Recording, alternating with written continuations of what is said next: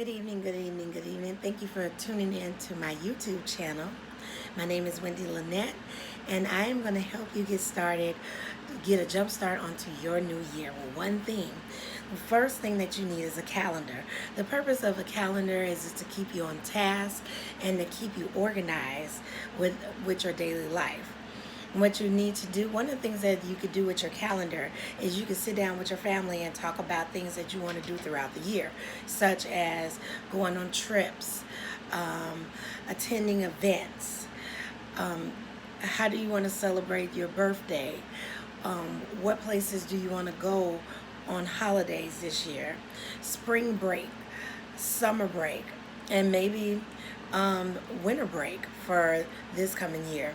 And I know some things seems very advanced and far away, but Christmas arrived and gone. New Year's Eve arrived and gone. And now we have to plan for the other holidays. The purpose of the calendar planning also is to keep you on task financially. Because when you could do whatever you want to do if you plan for it effectively. Nothing is worse than not having the funds to be able to go to your function or have your birthday the way you would like, or partake in certain events, especially around the holidays. And that being consistent with your calendar and knowing what you need is very important to help you achieve your goals and what you want to do throughout the year. First and foremost, you want to plan for your doctor's appointments. Any appointments regarding your specialist. If you need to schedule an appointment for a specialist. The reason why sometimes specialists are booked 2 or 3 months in advance, and you can't just go there if something is you immediately have to have it serviced. So if there's something that you want to have evaluated and it's not of an emergency on an emergency basis, then what you want to do is you want to schedule an appointment with a specialist this week. You want to look into that. You can schedule around your work schedule or your school schedule, whatever that schedule that you have to adhere to on a daily basis.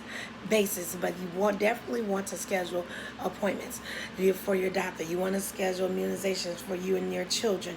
You want to schedule checkups that you have to do annually or biannually, or whatever that the physician had told you that you need to check up on. Dentist appointments, that's very important too.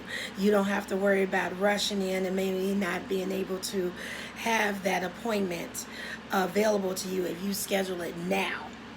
And most all doctor's offices and dentist office don't have a problem with it. They welcome that. And you could be able to have a you can have a first available appointment because it's so advanced within the year, because you schedule it this week. Another thing that you want to do when you're scheduling for trips, you want to be able to know about hotel reservations. The hotel reservations book quickly during certain seasons, depending on when do you want to take your vacation, especially around spring and going towards Christmas season. So it's very important to start thinking about that now and talking with your family about where to go. And also speaking about how much it would take for you to plan for these trips. So you want to have a budget far as you want to start saving up for that budget for that event 2 or 3 months in advance. And if it's depending on how grand the event it is. If it's something minor, 2 or 3 months should be sufficient. If it's something major, you want to probably advance it to 6 months to a year ahead of time in advance. You want to think about what you want to do with your tax return. If you plan on having a refund, you want to know what you want to do with the refund. You need to speak with members of your family and your household and think about that. If you owe, then you want to have a plan on how to pay for that. The same thing goes if you want to plan for your automobile to be serviced. You want to think about all the things that are needed to be able to get your car up to par. Any type of oil changes. You need to check your brakes.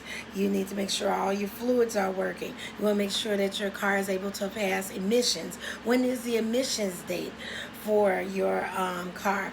Because if it does need to be serviced, you want to speak with an automobile technician to be able to see what are things that need to be taken care of in the order of importance of immediacy. So those are things that you want to look into.